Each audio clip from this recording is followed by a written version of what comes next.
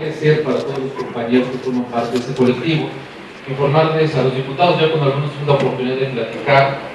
El colectivo lo integramos compañeros de casi todos los partidos políticos, a excepción del PT, y compañeros que ya no tenemos ninguna militancia partidaria, y que sin embargo muchos de los compañeros, este tema de los pueblos originarios y comunidades indígenas es un tema de vida. Muchos de los compañeros han formado parte de diversos movimientos de comunidades indígenas y pueblos originarios. Aquí hay expertos que formaron parte del mecanismo de consulta para la ley indígena, compañeros que de igual manera interpusieron diversas quejas ante la Comisión de Derechos Humanos del Distrito Federal ante la omisión por parte de la sexta legislatura de la Asamblea Legislativa de no dar cumplimiento a este mecanismo de consulta que se aprobó en la quinta legislatura. Vamos a hacer una presentación en dos partes. Una la va a dar el compañero Eduardo, que cabe resaltar es un joven indígena. Él fue el Premio Nacional de la Juventud Indígena. Él va a abordar el tema sobre sujetos del derecho, que aquí ya fue abordado por los compañeros que nos antecedieron. Es fundamental tener claridad cuáles son los sujetos de derecho, tanto comunidades indígenas residentes como de pueblos y barrios originarios.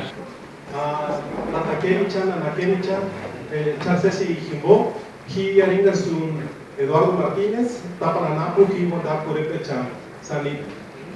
muy buenas tardes a todos, mi nombre es Eduardo Martínez, soy miembro de la comunidad Purépecha. Para poder platicarles a todos ustedes nuestras preocupaciones. Sin duda uno de los temas fundamentales tiene que ver con la definición del sujeto. Y quisiéramos nada más tomar como un ejemplo el artículo 63 del proyecto de Constitución, que me voy a permitir leer. La Ciudad de México reconoce los derechos de los pueblos y comunidades indígenas, así como de los barrios originarios y los no originarios, históricamente asentados en su territorio. Siguiente. Artículo 64.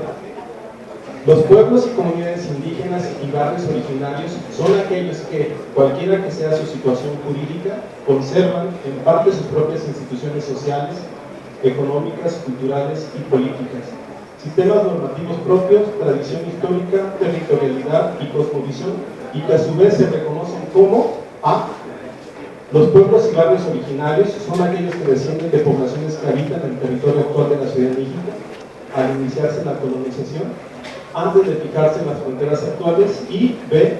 los barrios originarios de la ciudad y los pueblos y comunidades indígenas se caracterizan por compartir elementos culturales comunes a través de los cuales se genera cohesión social, sentido de pertenencia e identidad. Quisiera comentarles, diputados constituyentes, que hay una preocupación real de parte de las comunidades indígenas residentes, de parte de los pueblos originarios, acerca de la definición del sujeto de derecho, que me parece un punto nodal, es estructural. Si definimos e identificamos perfectamente a quién nos estamos haciendo referencia, vamos a poder garantizar el reconocimiento de sus derechos.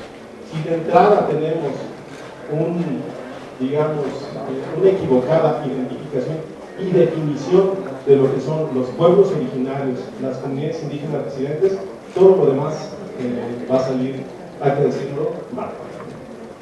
Por eso es que la primera parte de mi intervención justo está en el tema de tratar de clarificar qué son estos sujetos de derecho en materia indígena en el contexto del Distrito Federal. Primero decir que no somos los primeros. Las instituciones del Estado mexicano se han enfrentado con una dificultad de poder identificar y definir quiénes son indígenas en principio y quiénes son las comunidades y los pueblos que integran a estos colectivos.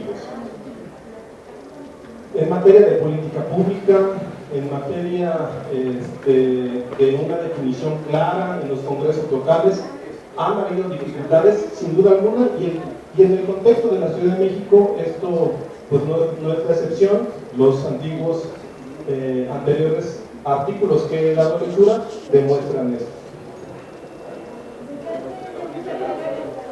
La siguiente, por favor. Quisiera hacer un repaso muy breve de cuáles son las distintas acepciones o los distintos conceptos que se han utilizado tanto en pasadas administraciones como en iniciativas de ley, como en instrumentos de política pública. Poblaciones indígenas, grupos étnicos, comunidades de migrantes indígenas, grupos vulnerables, pueblos étnicos, comunidades de origen étnico, grupos culturales y minorías étnicas.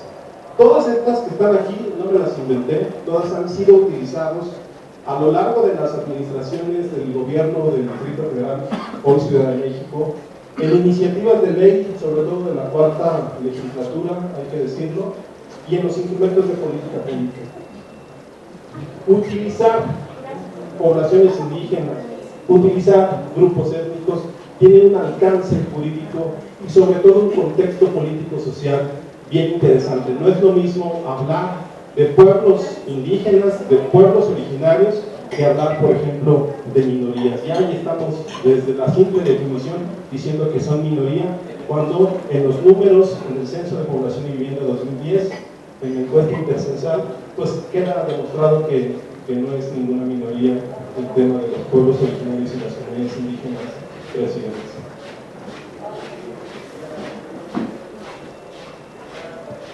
La Comisión de Derechos Humanos del Distrito Federal en el 2007 sacó un informe especial sobre los derechos de las comunidades indígenas residentes.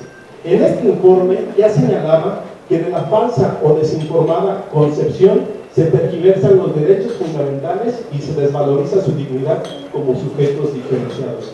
Ya desde el 2007 la Comisión de Derechos Humanos apuntaba a este tema. La siguiente. ¿Qué es lo que establece el Programa de Derechos Humanos en la Línea de Acción 1837? Reconocer en la normatividad local y asumir en las políticas públicas la nueva conceptualización del sujeto colectivo de derecho mediante los conceptos identitarios de los pueblos y comunidades indígenas que resulten de los mecanismos que ellos mismos establezcan para definir dichos términos y eliminar el uso de términos no aceptados, como el de migrantes.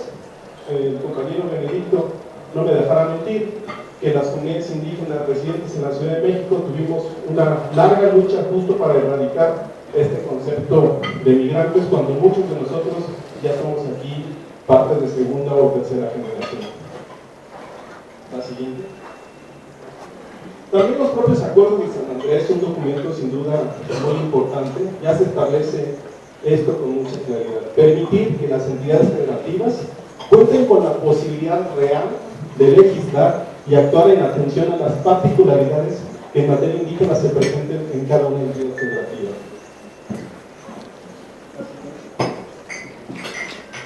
Esto es muy importante. Lo que quiero transmitirles, compañeros y compañeras diputadas constituyentes, es de no repetir lo que ya está en el artículo 2 de la Constitución Política de los Estados Unidos Mexicanos. Lo que necesitamos establecer con mucha claridad es una definición para el tema de los pueblos originarios que están más vivos que nunca, de los barrios originarios y de las comunidades indígenas residentes.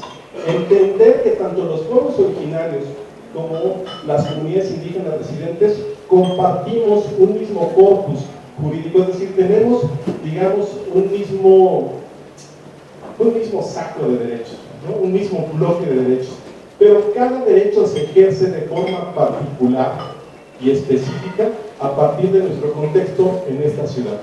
Por ejemplo, leía en el proyecto de Constitución que las comunidades indígenas residentes tendrán el derecho al territorio.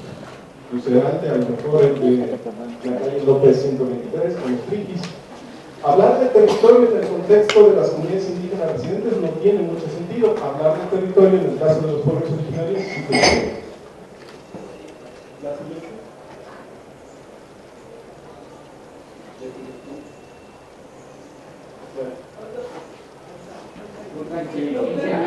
Muy bien.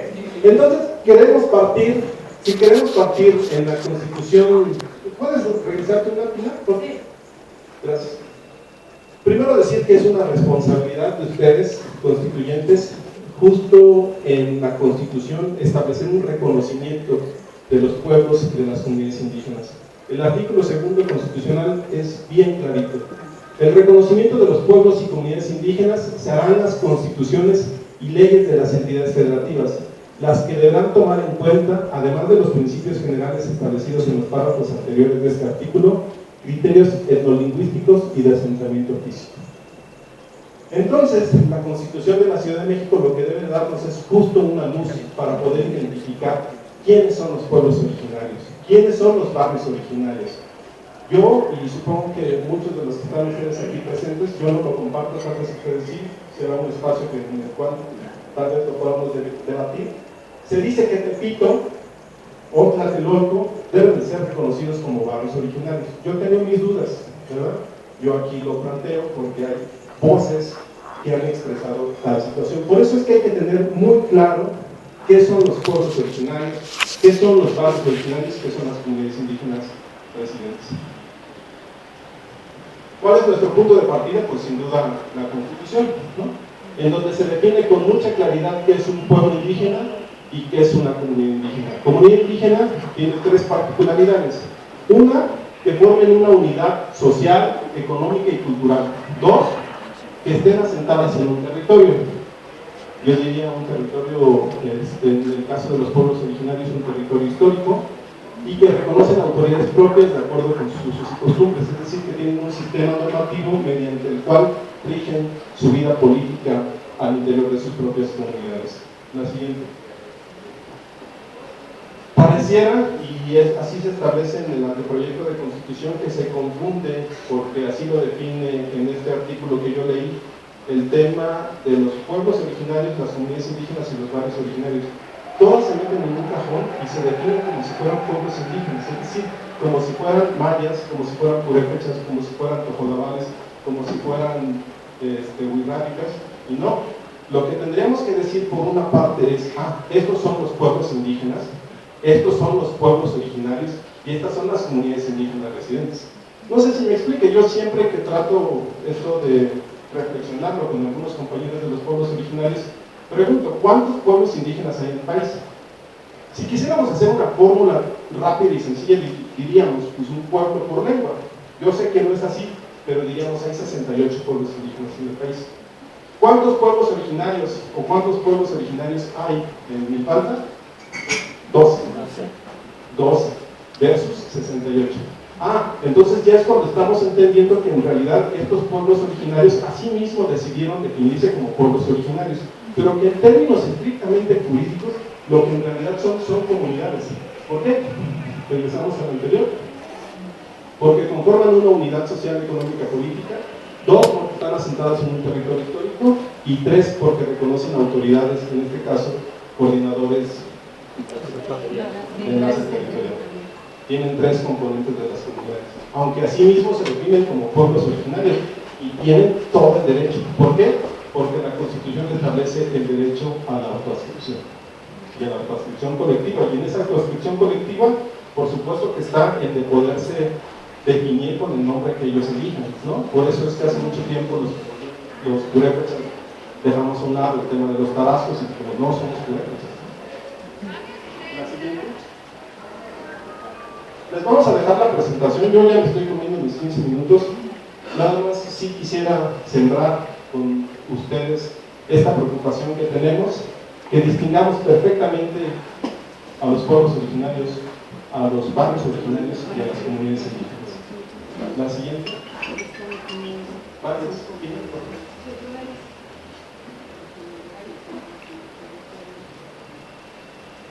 Otro. Un tema que también nos preocupa muchísimo es el tema de la consulta, ¿no? Yo creo que ustedes saben perfectamente la obligación que tienen y la responsabilidad que tienen, ¿no? Digo, no los voy a aburrir, ustedes todos saben que cualquier acto de autoridad, cualquier medida administrativa, cualquier acto legislativo tiene la obligación de consultarse a los pueblos y a las comunidades indígenas, en el caso de la Ciudad de México, a los pueblos originarios. Y sobre todo, no quisiera aumentar su preocupación, porque la omisión de la consulta o su realización sin observar los principios internacionales aplicables a la consulta comprometen al Estado mexicano, sí, pero sobre todo puede dar pauta a la invalidez, en este caso, de la norma. Eso está muy claro. Así que el día de mañana es probable que esto se lleve ante tribunales, se judicialice el tema, y que justo por un tema de omisión de consulta o su realización sin observar los estándares internacionales pueda, digamos, tumbarse los artículos a los cuales se está haciendo referencia al tema indígena o de pueblos originarios. Yo quisiera dejarlo hasta aquí. Les agradezco mucho por su atención. Dios me llamo G. Muchas gracias a todos. Les dejo el micrófono al licenciado Horacio Martínez.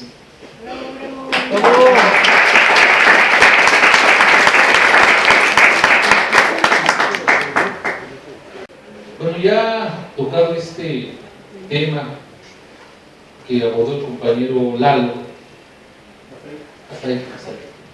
sobre los sujetos de derecho y el derecho a la consulta, para nosotros es algo fundamental el que este constituyente pueda reconocer una forma de gobierno, una autoridad que prevalece en esta ciudad, que está en 4 demarcaciones territoriales, que es Milpalta, Tlalpan, Xochimilco y Tlalpan. Este artículo, el artículo segundo que ya abordó el compañero Eduardo, reconoce que los pueblos originarios, comunidades indígenas, tienen el derecho de elegir, de acuerdo con sus normas, procedimientos y prácticas tradicionales, a las autoridades o representantes para el ejercicio de sus formas propias de gobierno interno. Y aquí caen tanto las comunidades indígenas versus sus asociaciones civiles, que no necesariamente tienen que constituirse, sino es constituirse sería que el Estado les está obligando, sino es la mesa directiva sin necesariamente constituirse en una asociación civil. La siguiente, por favor. 3 más. En 1928 desaparece el régimen municipal en la Ciudad de México, mas sin embargo no desaparece una figura que existe en estas 4 demarcaciones territoriales. En Xochimilco y Tláhuac se llaman coordinadores territoriales, Tlalpan, su delegado auxiliar. La que sigue, por favor, otro clic. En Milpalta, coordinador de enlace territorial. La que sigue, por favor. Y aquí es importante resaltar que esta figura prevaleció a partir de 1928, cuando se da la reforma política en el Distrito Federal y da paso a la elección del jefe de gobierno en 1997. Y aquí está la compañera Graciela Rojas, que fue delegada en Tláhuac. Ella no me dejará mentir que el gobierno trató de empezar a normar los procesos electivos. Esos procesos electivos no participan los partidos políticos, están prohibidos, participan las personas en una campaña que dura 20 días, 30 días, solamente en blanco y negro. Pero a partir de esa situación, en el año 2002, el gobierno del Distrito Federal, a través de la Secretaría de Desarrollo Social, hace un diagnóstico sobre esta figura, que le llamó mucho la atención al gobierno de la ciudad, esta figura que prevalecía y prevalece en estas 4 demarcaciones territoriales. Y es importante este documento porque reconoce el gobierno de la ciudad desde el año 2002 que esta figura de autoridad tradicional es una forma de gobierno que proviene de los sistemas de cargo indígenas. Es una autoridad tradicional de los pueblos originarios que realiza en los hechos funciones administrativas y facultades municipales de carácter rural. Este término de autoridad tradicional cobra relevancia porque solamente en la Ciudad de México existe un ordenamiento jurídico, que es la Ley de Participación Ciudadana, que reconoce esta figura de autoridad tradicional.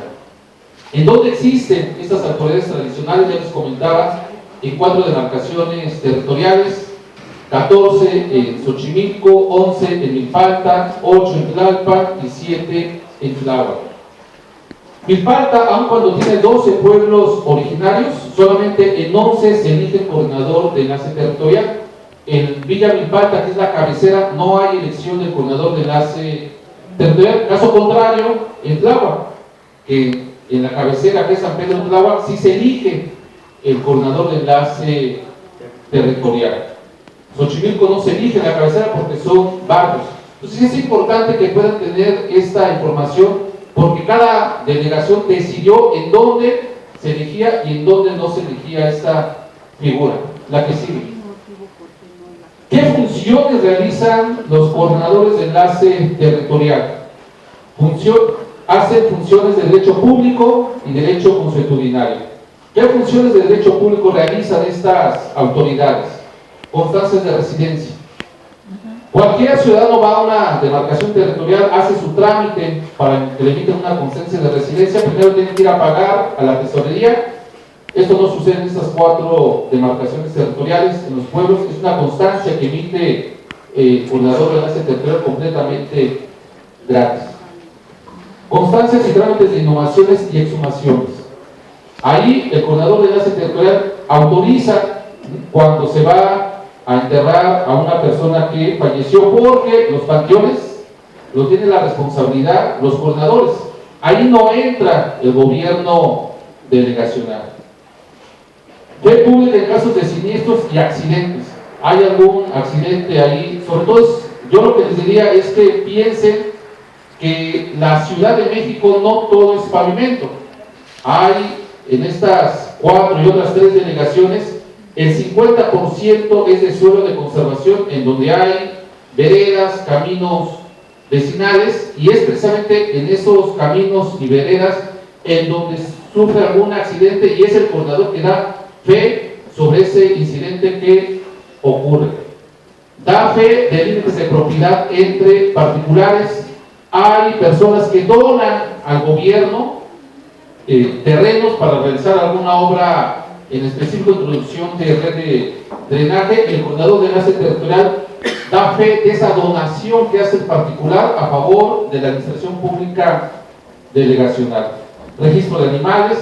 Y de derecho consuetudinario, conciliación de problemas entre familiares, formalización de acuerdos de pago entre los vecinos, permisos de cierre de calles por acuerdo de los vecinos, promoción de la participación ciudadana. Estas son, entre otras, lo que el gobierno del Distrito Federal en aquel entonces, en el 2002, pudo ubicar de las actividades que realiza esta figura del coordinador de enlace territorial.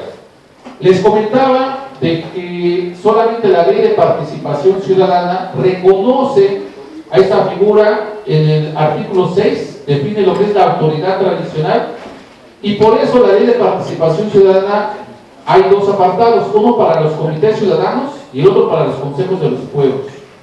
Y el Consejo de los Pueblos está relacionado con el artículo 13º transitorio, en donde viene o venía la relación de los 40 pueblos, en donde se elige la autoridad tradicional. ¿Por qué se decidió poner como término autoridad tradicional y no coordinador de enlace territorial? Porque iba a haber un problema. Tuve la oportunidad de proponer esta iniciativa de ley, de reformas a la Ley de Participación en la 5ª legislatura, y era muy complicado poner de acuerdo a los compañeros de las 4 delegaciones para saber cómo se iba a llamar. Entonces, con los compañeros del Consejo de Pueblos y Barrios Originarios determinamos que fuera autoridad tradicional. Ha habido una serie de confusiones creyendo que la Ley de Participación Ciudadana es la que reconoce la existencia de los pueblos originarios a partir del artículo 13º transitorio, cuando esto no es así. La Ley de Participación Ciudadana es la que regula las formas de participación de la ciudadanía aquí en la ciudad. No es la ley que va a reconocer a los pueblos y barrios originarios. Esta confusión trajo consigo que en la actual legislatura los diputados en la Asamblea Legislativa hayan reformado el artículo 13º transitorio y hayan incorporado 8 pueblos más, 4 de Coajimalpa y 4 de Magdalena Contreras. ¿Qué es lo que hizo la Asamblea Legislativa? Reconocer a 8 pueblos un derecho que no tenían. Hoy, ¿qué es lo que puede pasar? Que los habitantes de ese pueblo, ¿sí saben qué? Hoy queremos elegir a nuestro coordinador de enlace territorial, a nuestro subdelegado auxiliar. Esto yo lo pongo en colación para que se puedan percatar algo que comentaba el compañero Lalo. El no definir los sujetos de derecho y esta figura puede traer consigo una serie de problemas que se pueden presentar en estas dos delegaciones, Coajimalpa y Magdalena Contreras, porque estos 8 pueblos no existe la figura, mas sin embargo ya los diputados reconocieron ese derecho. Y aquí es algo importante: la ley procesal electoral en su artículo 1, fracción 10, regula los procesos electorales de elección de los cargos indígenas. Proceso electoral establece que es el relativo a la renovación periódica por voto universal, libre, secreto y directo del jefe de gobierno, diputados a la Asamblea Legislativa y jefes delegacionales del Distrito Federal.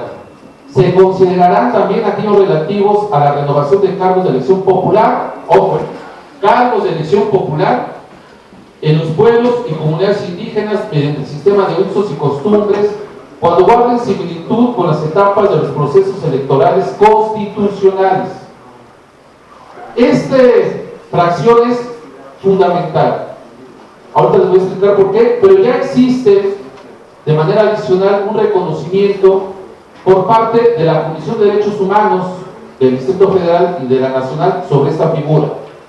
En junio de 2011, la Comisión de Derechos Humanos emitió medidas precautorias a la Comisión de Asuntos Políticos Electorales de la Asamblea Legislativa, quinta legislatura, para suspender, y esa también es algo relevante, por primera ocasión se emiten medidas precautorias al órgano legislativo de la ciudad para suspender el proceso de dictaminación de la reforma al artículo 1, por algo que ya decía Lalo, por el proceso, por el derecho a la consulta. Ya hay antecedentes en la ciudad.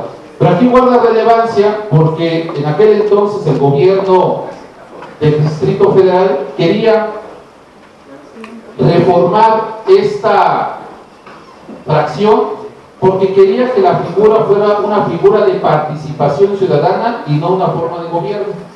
En aquella ocasión se interpuso la queja y se suspendió el proceso legislativo, no se subió a tribuna el dictamen y se sigue reconociendo como forma de gobierno.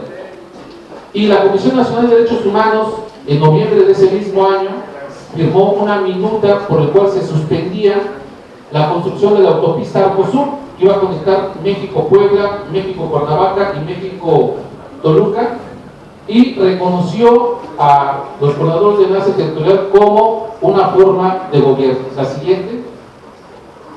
Importante, ya el Tribunal Electoral del Distrito Federal y la Sala Regional del Tribunal Electoral del Poder Judicial de la Federación ya se pronunciaron al respecto. Han reconocido que el coordinador territorial se encuentra primeramente dentro de los supuestos establecidos en el artículo 2. ¿Cuál es? Que los pueblos indígenas, llámese pueblos originarios en la ciudad, tienen derecho a elegir a sus propias autoridades. Que el jefe delegacional tiene la obligación de reconocer el resultado de la elección. Ha habido casos que el jefe delegacional no reconoce y impone a una persona, y ya llegó el caso en la delegación Tláhuac de que iban a iniciar proceso de desafuero al anterior jefe delegacional Rubén Escamilla por esta situación. Es el caso de Santiago Zapotitlán, la que sigue. Bajo estos argumentaciones, lo que nosotros hemos planteado es que hoy la Constitución, en su artículo 1, establece el principio de progresividad, y que si ya se ha reconocido por parte del gobierno del Distrito Federal en el año 2002, la Secretaría de Desarrollo Social, la Comisión Nacional de Derechos Humanos, la Comisión de Derechos Humanos del Distrito Federal y los tribunales electorales, hoy el constituyente no puede, bajo este principio de progresividad, dar marcha atrás. Que lo que estamos planteando nosotros es que se quede en el texto constitucional, la que sigue, por favor, esta figura, y yo concluiría, la que sigue, de que esta figura ya existe en otras entidades federativas, salvo que reciben otros nombres, En el caso de Tlaxcala y Oaxaca es una figura unipersonal. En Tlaxcala se conoce como presidente de comunidad, en Oaxaca agente municipal. Hay órganos colegiados, Campeche juntas municipales y Puebla juntas auxiliares. Entonces, para nosotros es fundamental, y con esto concluimos, de que se pueda reconocer esta figura. Hoy en Xochimilco se está dando una pelea porque el jefe delegacional desconoció a los gobernadores de enlace territorial y a aquellos compañeros de estos pueblos originarios, porque lo que se está demandando es que se convoque elección. Ellos no quieren que se quedarse al frente de las coordinaciones territoriales, pero de manera lamentable lo que hoy está sucediendo es que quieren desconocer esta forma de gobierno. Y hoy los compañeros de Xochimilco han iniciado un amparo, han iniciado un juicio de derechos políticos electorales. Creemos que se van a ganar, porque al final de cuentas lo que están demandando los compañeros de Xochimilco es que sean reconocidos por la autoridad. Y hay antecedentes. Y lo que nosotros estaríamos esperando hoy con los constituyentes es que nos puedan indicar cómo sería el proceso de consulta. Yo me voy a permitir dejar aquí al diputado Mardonio la metodología general para la consulta indígena dentro del proceso legislativo de la Asamblea Legislativa del Distrito Federal. Aquí hay muchos compañeros que participamos en este proceso. Lo iniciamos en el año 2010, concluyó hace apenas 2 años. Quiere decir que nos tardamos 4 años en llegar a un dictamen que está actualmente en la 6ª legislatura, y que sin lugar a duda esto es un punto de referencia porque establece primeramente que se reconoce por un lado pueblos originarios, comunidades indígenas residentes. Hubo una paridad de cómo se iba a conformar el comité, mitad y expertos. Nosotros esperaríamos que de esta comisión pueda hacerle llegar a la mesa directiva de la Asamblea Constituyente un documento que pudiera establecer esta preocupación que sabemos que ustedes tienen. También sabemos por las noticias de que hay actores al interior del constituyente que no quieren llevar a cabo el proceso de consulta. Para nosotros es fundamental, y lo que hemos dicho, esto lo que sí puede traer consigo es que la Constitución se caiga, porque ya hay antecedentes en la Ciudad de México. Y finalmente me voy a permitir dejarle también al diputado presidente este diagnóstico que hizo el gobierno del Distrito Federal en el año 2002 a través de la Secretaría de Desarrollo Social, de las atribuciones y facultades que realizan los coordinadores de enlace territorial. Y de igual manera, y con esto concluyo, las medidas precautorias que en el 2011 emitió la Comisión de Derechos Humanos del Distrito Federal para 2 cosas: el derecho a la consulta y reconocer que los coordinadores de enlace territorial, subdelegados auxiliares o coordinadores territoriales es una forma de gobierno, y que los compañeros de esos 40 pueblos originarios más los 8 que ya se incorporaron en el artículo 13º transitorio ejerzan ese derecho. Y pues muchísimas gracias, sobre todo a los compañeros del colectivo.